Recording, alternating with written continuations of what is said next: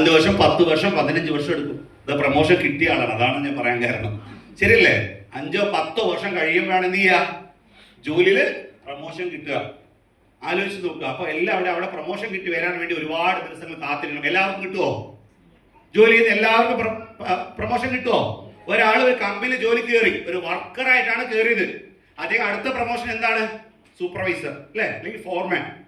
ആ ലെവലിൽ പ്രൊമോഷൻ കിട്ടണമെങ്കിൽ അദ്ദേഹം നന്നായിട്ട് ഉള്ളതിലേ വെച്ച് നന്നായിട്ട് പെർഫോം ചെയ്യുന്ന വ്യക്തിയായിരിക്കണം. അവിടെ 100 ആളുകൾ വർക്ക് ചെയ്യുന്നുണ്ടാവും. ഈ 100 ആള് ഏറ്റവും നന്നായിട്ട് പ്രവർത്തിക്കുന്ന ആളെയാണ് എന്താക്കി മാറ്റുക? സൂപ്പർവൈസറാക്കി മാറ്റുക. ശരിയാണോ അല്ലേ? ആ കമ്പനിക്ക് വേണ്ടി അദ്ദേഹം വർക്ക് ചെയ്യണം. അപ്പൊ അദ്ദേഹം നന്നായിട്ട് എഫേർട്ട് ഇടുന്നത് കാണുമ്പോഴാണ് ആ കമ്പനിക്കാർ എന്ത് ചെയ്യുള്ളൂ, അവരെ സൂപ്പർവൈസറായിട്ട് മാറ്റുള്ളൂ. അല്ലാതെ മാറ്റുമോ? ഇല്ല. അപ്പൊ അവിടെ നല്ല എഫേർട്ട് ഇട്ട് കാണിക്കണം, അപ്പോഴേ ഒരു പ്രൊമോഷൻ കിട്ടുള്ളൂ. അത് കിട്ടിക്കഴിഞ്ഞാൽ അടുത്ത പ്രൊമോഷൻ ഉടനെ തന്നെ കിട്ടുമോ? മാനേജർ ആക്കോ എല്ലാവരെയും? ഇല്ല. അവിടെയൊക്കെ ലിമിറ്റേഷൻ ഉണ്ട്. അവിടെ പ്രൊമോഷൻ കിട്ടില്ല. ഇനി നിങ്ങൾ കാണാൻ പോകുന്നേ ഉള്ളൂ. എത്ര പേര് ബിസിനസ്സിലൂടെ പ്രൊമോട്ട് ചെയ്ത് പ്രൊമോഷൻ ചെയ്ത് കണ്ടോ? അത് തുടങ്ങി വെച്ചിട്ടേ ഉള്ളൂ നമ്മൾ. ശരിയല്ലേ? ഇങ്ങനെ soldier, archer, warrior, TC, ATC, DTC, ZTC അങ്ങനെ ഒരുപാട് അച്ചീവേഴ്സ് ഉണ്ട്. ഇങ്ങനെ ഒരുപാട് അച്ചീവറിന് ബിൽഡ് ചെയ്യുന്ന ഒരു ഇൻഡസ്ട്രിയാണ് direct selling industry, MILS marketing, global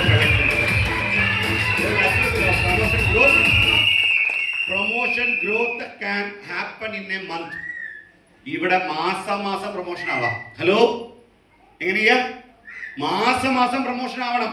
ഇപ്പൊ നമുക്ക് ഈ പ്രോഗ്രാം കഴിഞ്ഞു, അടുത്ത പ്രോഗ്രാം നമുക്ക് എപ്പോൾ വരും? മെയ് മാസം 1-ാം തീയതി വരുന്നുണ്ട് അശ്വമേധം, നമ്മുടെ കിങ്സ് അസോസിയേറ്റഡ്. ശരിയല്ലേ? ആ പ്രോഗ്രാം വരെ ഇന്ന് നിങ്ങൾക്ക് തീരുമാനം എടുത്തിട്ട് പോകാൻ പറ്റും. ഈ പ്രോഗ്രാം കഴിഞ്ഞ് ആ പ്രോഗ്രാം വരുമ്പോൾ ഞാനും സ്റ്റേജിൽ കയറും, ഞാനും റാങ്ക് അച്ചീവ് ചെയ്യും. തീരുമാനം എടുത്താൽ അടുത്ത 3 മാസം കൊണ്ട് ഏത് റാങ്കിൽ എത്തണം, നിങ്ങളുടെ കൂടെ എത്ര ടീം മെമ്പേഴ്സ് വേണം, അത് ഇന്ന് നിങ്ങൾക്ക് ഡിസൈഡ് ചെയ്യാം. ഇന്ന് നിങ്ങൾക്ക് തീരുമാനം എടുക്കാം, ഇന്നേക്ക് മുടിവെടുക്കണം. അടുത്ത 3 മാസം എங்கே പോകണം, ஏன் கூட உட்கார வைக்கணும், என்னோட டீம் எத்தனை பேர் உட்கார வைக்கணும், எந்த റാങ്കിൽ നാം മേഡൽ കയറണം, എന്നേക്ക് മുടിവെടുക്കണമെങ്കിൽ ഇന്ന് തീരുമാനം എടുക്കണം. അങ്ങനെ തീരുമാനിച്ചു കഴിഞ്ഞാൽ നിങ്ങൾക്ക് എന്ത് ചെയ്യാൻ പറ്റും? നിങ്ങൾക്ക് ഇവിടെ പ്രൊമോഷൻ ആവും. അവിടെ കിട്ടുമോ? ജോലി കിട്ടും. പക്ഷെ ഇവിടെ മാസം നിങ്ങൾക്ക് എപ്പോൾ സ്പീഡായിട്ട് ആഴ്ചകൾ വേണമെങ്കിൽ എന്ത് ചെയ്യാം നമുക്ക്?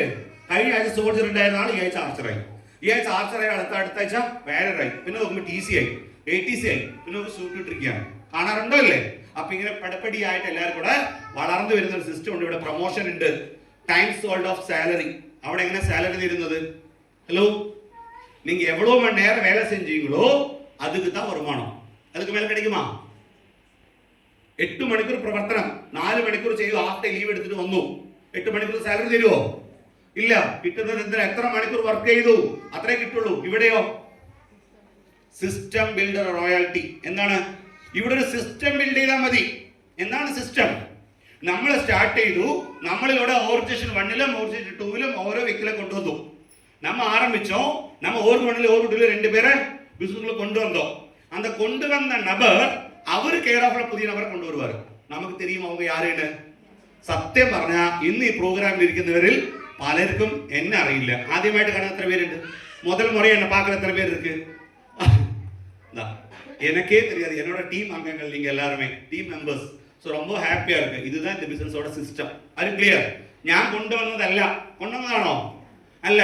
പക്ഷേ ടീം ബേസ്ഡ് നമ്മൾ അറിയുന്ന വ്യക്തികളിലൂടെ ബിസിനസ് ഗ്രോത്ത് ആവും. അപ്പൊ അങ്ങനെ വരുന്ന സമയത്ത് ടീം സിസ്റ്റം ബിൽഡ് ആവും. നമ്മൾക്ക് വർക്ക് ചെയ്യാൻ പറ്റാത്ത സമയത്ത് അവർ വർക്ക് ചെയ്യും, നമുക്ക് വരും. ക്ലിയർ? പുരിയുതാ? അപ്പോൾ എന്താ ചെയ്യേണ്ടത്? നമുക്ക് സിസ്റ്റം ബിൽഡ് ഫോർ റോയൽറ്റി. ഇവിടെ സിസ്റ്റം ബിൽഡ് ചെയ്താൽ മതി. ആ സിസ്റ്റം ഓട്ടോമാറ്റിക് നിങ്ങൾക്ക് വരുമാനം ഉണ്ടാക്കി തരും. ക്ലിയർ? അവിടെ മറ്റെവിടെയാണെങ്കിലോ സമയത്തിനനുസരിച്ച് വരുമാനമുള്ളൂ. നിങ്ങൾ പണി എടുത്താലേ ഉള്ളൂ, അല്ലെങ്കിൽ അവിടെ ഇല്ല. ഓക്കെ. അടുത്തെന്താ പറഞ്ഞത്? Security feel high. ജോലിയിലാവുമ്പോൾ എല്ലാവർക്കും ഫീൽ എന്താണ്? എനിക്ക് സെക്യൂരിറ്റി ഉണ്ട്, എന്തുണ്ട്? ESI ഉണ്ട്, PF ഉണ്ട്, ശരിയല്ലേ? കിട്ടുന്ന പണമുണ്ട്, എന്തുണ്ട് അവസാനം? ഹലോ, അവസാനം നമ്മൾ ആലോചിച്ച് നോക്കുക. എത്ര പേര് നമ്മൾ ചെയ്യുന്ന അതേ പ്രവൃത്തി എത്ര പേര് സക്സസ് ആയിട്ടുണ്ട്? വീണ്ടും ഒരു കടബാധ്യതയില് മരിക്കുന്ന സമയത്ത് മക്കളുടെ മേലെ കടബാധ്യത തലയിൽ ചുമർത്തിയിട്ട് അവർ മരണപ്പെട്ടു പോവാണ്. ശരിയാണോ അല്ലേ? ഇറந்து போகும்போது கடன் சுமையில யாரோட தலையில? பசங்க மேல. கடைசியில் அவங்க குழந்தைங்க அந்த கடன் அடைக்கிறதுக்கு வேண்டி வாழ்க்கை முழுக்க அவங்க ஓடுறது. ഇതാണ് നടന്നിട്ട് இருக்கு. ഉണ്മയാ ഇല്ലയാ? അപ്പൊ അവിടെ സംബന്ധിച്ചോളം സെക്യൂരിറ്റി. പക്ഷെ എന്ത് ഫീൽ ചെയ്യും? നമുക്ക് ഫീലിംഗ് മാത്രമേ ഉള്ളൂ. സെക്യൂരിറ്റി ഉണ്ട് അവിടെ. ഞാൻ എന്താണ്? സേഫ് ആണ്. ജോലിയിൽ സേഫ് ആണോ? ഏതായാലും ചിന്തിച്ചു നോക്ക്. സേഫ് ആണോ?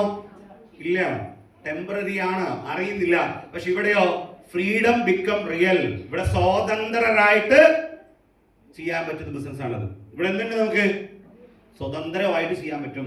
சுதந்திரம் இருக்கு, உங்க சுதந்திரம். இது உங்களோட சொந்த தொழில், இன்னொருத்தரோட தொழில் கிடையாது. நீங்க செய்யறது யாரோடது? ഉങ്ങളോടത്. നിങ്ങൾ ചെയ്യുന്ന ആരുടെ പ്രവൃത്തിയാണ്? നിങ്ങളുടെ മാത്രം സ്വന്തം തൊഴിലാണ്. അപ്പൊ നിങ്ങൾക്ക് തീരുമാനമെടുക്കാം എങ്ങനെയാ ചെയ്യണമെന്നുള്ളത്. നിങ്ങൾ തീരുമാനമെടുക്കും. Effort decided by boss. ജോലിയിൽ എന്താണ്? വേലയിൽ യാര് ഉങ്ങളെ എന്നെ പണണം എന്നെ ചൊല്ലിത്തർക്ക് യാർ ചൊല്ലിത്തരുവാ? ബോസ്. ബോസ് എന്താണോ പറയുന്നത് അത് നമ്മൾ ചെയ്യണം ജോലിയിൽ. ശരിയാണോ അല്ലേ? உங்களுக்கு மேல முதலாளி என்ன சொல்றாரோ அது நாம செய்யணும். அதுதான் வேலையில. பட் இவடையோ எஃபோர்ட் டிசைடட் பை யூ. நீங்க என்ன பண்ணணும்னு நீங்க முடிவெடுக்கலாம். നിങ്ങൾ എന്താ ചെയ്യേണ്ടത് ആർക്ക് തീരുമാനിക്കാം? നിങ്ങൾ